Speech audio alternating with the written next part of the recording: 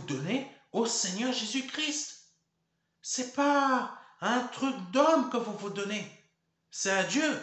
Quand le pasteur Serge va mourir, l'œuvre du Seigneur va continuer. Mais oui, c'est une réalité. Vous servez Dieu. Vous ne servez pas une œuvre, vous servez Dieu. Vous ne servez pas une œuvre, vous servez Dieu. Vous ne servez pas un pasteur, vous servez Dieu dans cette œuvre. Voilà le don de soi. L'obéissance fait que nous donnons notre confiance à la personne que nous prenons pour mentor, pasteur, pour mari et que nous avons comme enfant, fille ou nos parents. C'est la confiance que l'on donne. La confiance que l'on donne. On fait confiance au Seigneur. On lui donne notre confiance. Parce que on sait, on a confiance, on l'aime et on sait qu'il va nous aider. Mais la confiance, c'est quoi? C'est un don de soi. C'est ça que le Seigneur veut que vous fassiez aussi et que l'on fasse tous. C'est que on lui donne notre confiance. On ait une pleine confiance en lui par rapport à notre vie et à tout ce que l'on peut traverser et même pour les projets que l'on forme. Oui, on lui donne notre confiance. C'est important.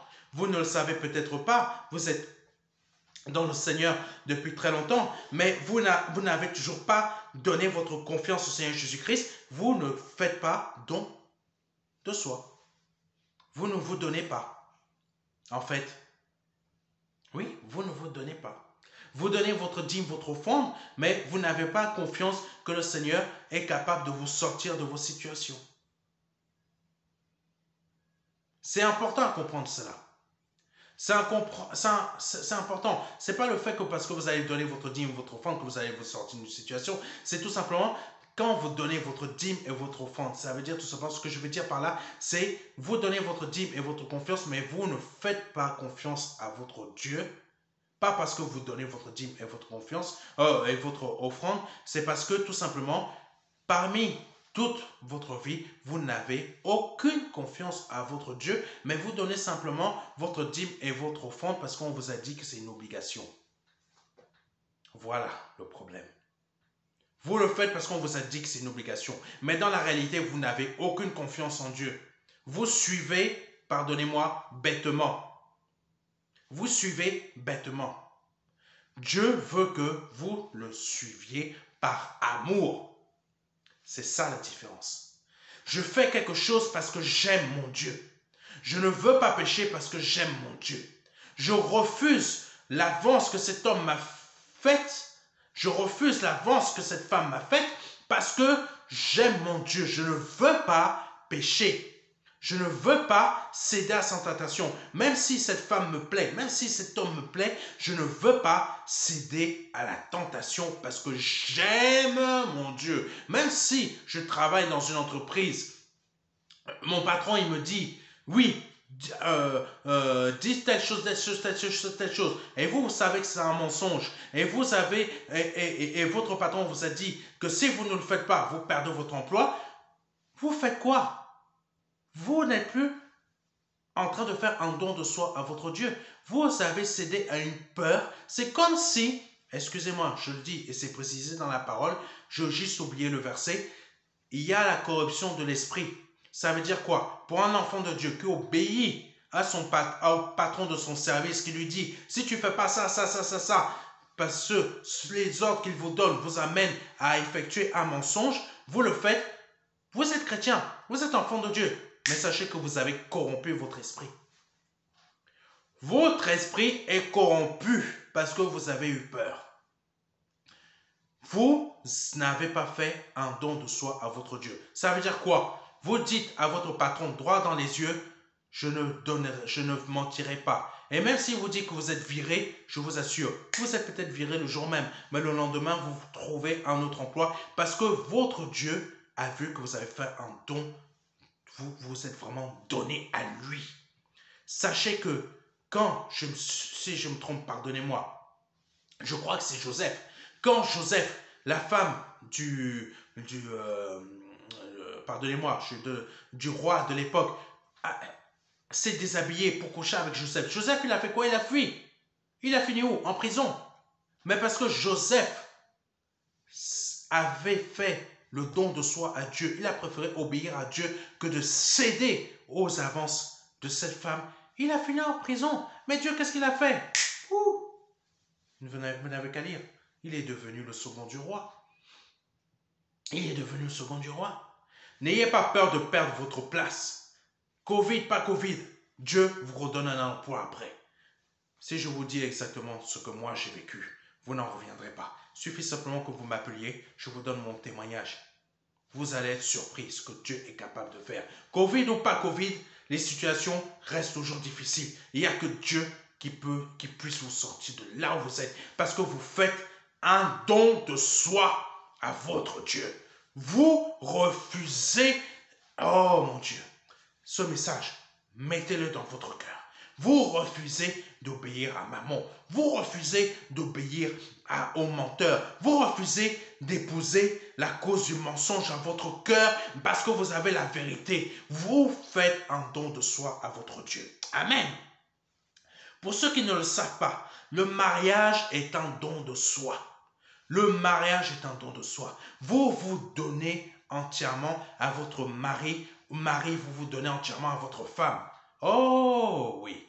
Ne pensez pas, Marie, que vous, parce que vous êtes un homme, que c'est la femme qui doit se donner à 100% à vous et que vous ne faites rien. C'est-à-dire que vous arrivez à la maison, vous ne faites ni la vaisselle, vous ne vous occupez pas des enfants. Vous pensez tout simplement à sortir, à venir, vous prenez votre bien, vous allez dormir, vous ne faites rien. Oh mon Dieu, pensez pas que ce soit ça. Vous faites un don de soi dans votre mariage. Vous vous donnez à votre femme. Ça veut dire quoi? Vous participez aux tâches ménagères. Même si vous n'aimez pas faire la vaisselle, vous la faites. Moi, je repasse. Oui, je n'ai pas honte de le dire. Je suis pasteur, je suis un homme. Je repasse les vêtements. Je repasse les vêtements. Oui, oui. Je couds aussi les vêtements de ma femme. Je couds aussi les vêtements de mes enfants. Oui, je suis un homme. Et je suis fier de me donner à 100%. C'est ça que vous devez faire aussi. Je me donne à 100% pour mon Dieu. Je me donne à 100% aussi pour mon épouse. C'est ça, mari, que vous devez faire. C'est ça aussi, femme, que vous devez faire. Quand je dis femme, quand je dis mari, femme, ça veut dire épouse. Donc, ne commencez pas à transformer tout ce que je dis. Épouse, époux, mari, femme. Donc, ne transformez pas tout ce que je dis. C'est ça aussi que vous devez faire. Vous donnez à 100%. Je n'ai pas honte de sortir les poubelles. Je n'ai pas honte de changer des couches. Je n'ai pas honte de coudre. Vous, maris, n'ayez pas honte d'aider votre femme aussi. C'est ça le don de soi. Donnez-vous 100% à Dieu. Donnez-vous aussi à votre épouse. Et vous, épouse, donnez-vous aussi à 100% à votre époux. Amen. C'est ça, réussir son couple. Oh Dieu. Là, en l'occurrence, l'homme doit se donner aussi à 100% à Dieu. L'homme doit se donner aussi à 100% à Dieu. Là, je dis l'homme, le grand H, homme et femme, doivent se donner à 100% à Dieu. Mais le problème est que beaucoup d'entre nous, comme certains serviteurs de Dieu, le don de soi n'est pas vraiment sincère ou persévérant. Le don de soi n'est pas forcément persévérant ou sincère. Je sers parce qu'il y en a certains, pardonnez-moi, je sers parce que je dois le faire parce que je n'ai pas d'autres revenus. Non, Dieu voit notre cœur. Et il est marqué qu'on ne doit pas servir Dieu pour avoir un revenu. Non. Et il n'est pas dit qu'on doit servir Dieu pour avoir un revenu. C'est Dieu qui pourvoit à nos besoins. Mais un serviteur sincère, Dieu va le bénir. Un serviteur de Dieu sincère, Dieu va le bénir. Parce qu'il sert pour sauver des âmes et non pour gagner 10 000 € par mois. C'est une réalité.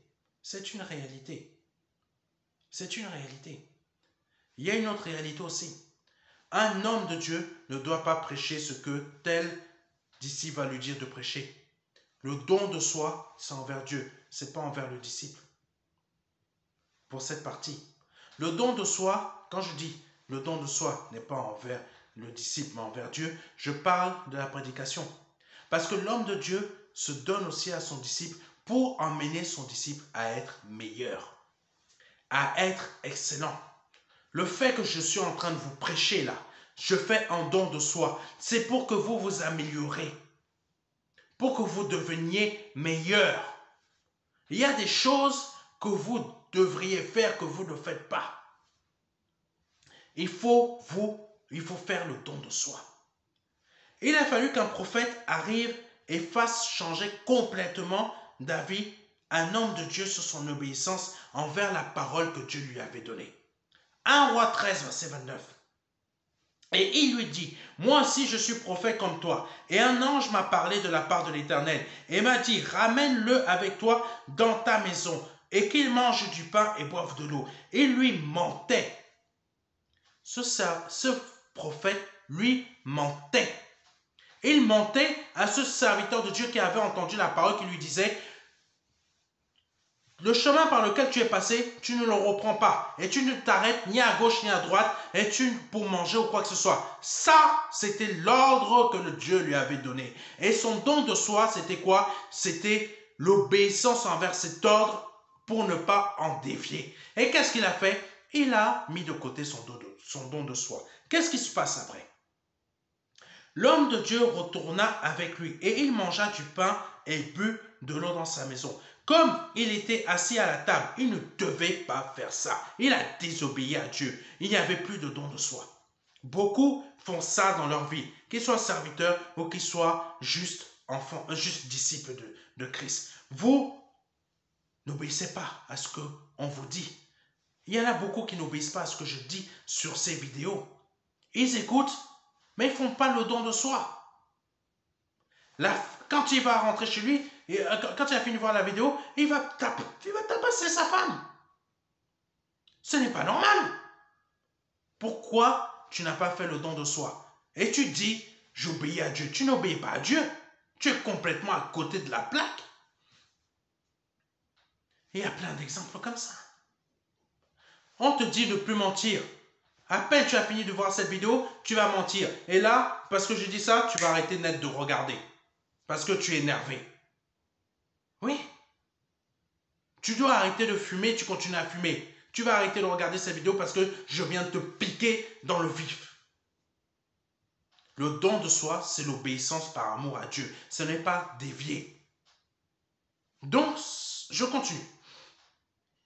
Comme ils étaient assis à table, la parole de l'Éternel fut adressée au prophète qu'il avait ramené. Et il cria à l'homme de Dieu qui était venu de Juda. Ainsi parle l'Éternel. Comme par hasard, l'Esprit Saint est passé par ce prophète qui a amené l'homme de Dieu à se détourner de l'ordre de Dieu. Là, l'Esprit Saint passe par le prophète.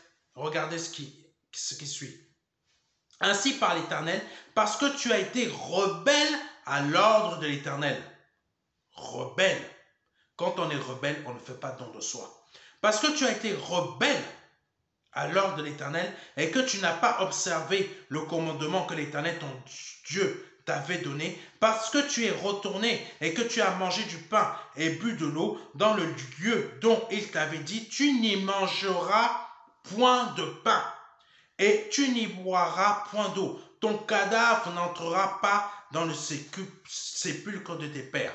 Mon Dieu, il y a beaucoup de personnes à qui le Seigneur parle là parce que tu désobéis, tu ne fais pas un don de soi envers ton Dieu. Tu n'auras aucune bénédiction. Tu vas errer pendant 40 années jusqu'à ce que tu apprennes à faire un don de soi. Excusez-moi, mais le Seigneur parle à certains d'entre vous qui ne font pas de don de soi. Le Seigneur vous dit de faire telle chose, vous faites le contraire. Le Seigneur vous dit de faire ça, vous faites le contraire. Pourquoi? Pourquoi vous faites le contraire? C'est si simple d'aimer Dieu. C'est si simple d'obéir avec amour. Vous n'êtes obligé en rien. Mais vous faites tout le contraire. Au lieu d'aller à ta boîte de nuit, pourquoi ne composes-tu pas le numéro de téléphone qu'on a mis à ta disposition pour participer au culte de prière? Pourquoi au lieu de regarder cet enseignement sur notre chaîne ou sur notre site, tu préfères aller sortir avec la fille ou le garçon qui est en train de t'amener dans le péché? Pourquoi? Et tu veux être béni? Non, tu ne peux pas être béni. Pardonne-moi de te le dire, c'est pas moi qui le dis, c'est la parole qui le dit. La désobéissance, tu es rebelle, ça veut dire que tu ne fais pas un don de soi. Tu n'es ni obéissant, tu ne fais ni confiance en ton Dieu, tu ne lui donnes pas ta confiance, tu ne lui donnes pas ton amour, tu ne donnes pas ton obéissance, tu ne lui donnes rien. Tu ne veux même pas servir, tu ne lui donnes rien. Il voit ton cœur. Tu veux qu'il fasse comment pour t'aider? Si à chaque fois qu'il te donne une bénédiction, tu vas la dilapider en faisant n'importe quoi et avec n'importe qui. Pardonne-moi, mais je préfère être très franc. Je ne caresse pas. Je suis très franc. Parce qu'il faut que tu apprennes que Jésus-Christ veut te sauver. Mais tout ce qu'il a fait, c'est par amour. Et tout pour toi. Et tout ce qu'il veut que tu fasses pour lui, c'est par amour et non pour obligation. C'est tout. Personne ne t'oblige à quoi que ce soit. C'est juste pour te sauver toi. Pour te sauver toi. Toi qui rogue. Toi. Oui, toi. C'est pour te sauver toi. Même si tu es déjà dans le Seigneur Jésus-Christ, tu peux faire des choses qui peuvent t'emmener en enfer. Mais Christ te dit encore, je veux te sauver toi. Quitte cet homme avec qui tu es dans le concubinage ou marie-toi avec lui. Tu te maries ou tu le quittes. C'est simple. C'est simple. Mais parce que j'ai beaucoup d'enfants, je ne veux pas. Non, il n'y a pas de divorce dans cette histoire. Vous n'êtes ni mariés. Le mariage coutumier, ça ne marche pas avec Dieu. Va à la mairie, marie-toi. Allez à la mairie, mariez-vous. Mettez légalement votre vie avec le Seigneur en règle. Mais ne faites pas croire que vous êtes marié quand en fait vous êtes dans le concubinage. Ne dites pas je suis marié quand en fait vous ne l'êtes pas. Ne dites pas c'est mon mari quand en fait vous n'êtes pas marié. Il ne faut pas mentir. Il ne faut pas mentir. S'il y a un truc que vous ne savez pas, vous ne dites pas je le sais. Si tu ne sais pas, je ne sais pas. Point barre. C'est tout. Voilà le don de soi. Obéissance par amour à la parole de Dieu. Amen. Normalement, un serviteur de Dieu ne doit en aucun cas suivre les propositions d'enseignement qu'un disciple va lui faire. Et il doit suivre la proposition d'enseignement que Dieu lui fait. Parce que tu ne... Ah mon Dieu. C'est ce que Dieu nous dit de faire qui va apporter une bénédiction. C'est pas ce que l'un ou l'autre va nous dire de dire ou de faire qui va apporter une bénédiction. C'est ce que Dieu dit. Là aujourd'hui, tu écoutes, que tu sois disciple ou serviteur. Ce que Dieu te dit, c'est ça qui va t'apporter une bénédiction. C'est pas ce que l'un va te conseiller. Oh, tu sais, hein, tu devrais divorcer, hein. Oui, il n'est pas excellent comme mari, hein. Il n'est pas beau, il n'est pas joli, il ne t'aide pas. Divorce, trouve, il y a mieux ailleurs, hein. Tu suis ce genre de conseil, sache que la bénédiction de Dieu sera ratée. Par contre, ta vie actuelle que tu mènes, que tu vis, tu te mets devant ton Dieu. Tu te mets devant ton Dieu. Tu demandes, Seigneur, j'ai besoin d'aide. J'ai besoin d'aide. Aide-moi à travers ce programme Sauver mon couple. Mon Dieu, Dieu va te donner le couple pastoral qui va t'aider et te conduire afin que ton couple soit meilleur. Oh mon Dieu, ton mari va devenir un agneau. Il va devenir un agneau. Il va te coudre tout. Et il va te faire la vaisselle partout. Ah non, mais là, tu vas plus le retrouver, tu vas plus le reconnaître. Et il va aller chercher les enfants. Il va aller faire des choses qu'il ne faisait jamais. Il va même prendre soin de toi. Personnellement, intimement. Des choses qu'il ne faisait jamais. Et s'il ne t'a jamais dit je t'aime, il va te le sortir toutes les 2 minutes, même jusqu'à ce que tu en aies assez.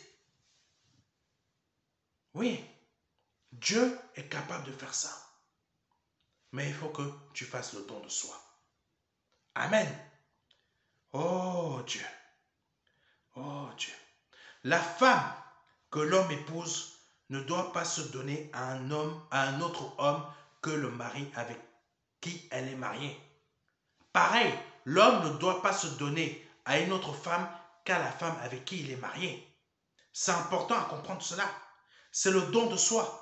Il est dit que le corps de la femme appartient à son mari et le corps du mari appartient à sa femme. Si ta femme ou ton mari a des besoins particuliers, normalement par amour, tu le fais.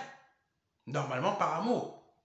Mais même si tu es fatigué, et si tu es fatigué, que tu vois que ton compagnon ou ta compagne est fatigué, tu respectes parce qu'elle est fatiguée, tu ne forces pas. Tu attends un autre jour que la personne soit disponible. C'est ça l'amour, le don de soi, c'est respecter aussi l'autre. C'est respecter aussi l'autre. C'est respecter aussi son Dieu. Si ton Dieu te dit ne va pas là-bas, ne va pas là-bas. Si ton Dieu te dit ne fais pas ça, ne fais pas ça. Parce que tu l'aimes, tu le respectes. Et tu respectes tout ce qu'il te dit. C'est le don de soi. Amen. Oh Dieu. Seigneur, tu es bon. Seigneur, tu es bon. C'est les mêmes choses qu'on doit faire pour Dieu. Le respect. Le respect. Oh Dieu. De même, un homme de Dieu doit transmettre uniquement ce que le Seigneur lui dit de transmettre. Pas ce qu'il a pu lui être recommandé. C'est à toi d'obéir à ton Dieu. C'est à toi de lui être obéissant. Sans cette obéissance, le disciple ou le serviteur de Dieu se retrouvera dans la gueule du lion. Oui, comme exactement ce serviteur de Dieu qui n'a pas obéi. Et il s'est retrouvé dans la gueule du lion. Le don de soi envers Dieu va nous protéger de la gueule du lion, va nous protéger de toutes sortes d'épreuves. Beaucoup viennent à l'église sans être dans cet état d'esprit qui est de faire un don de soi.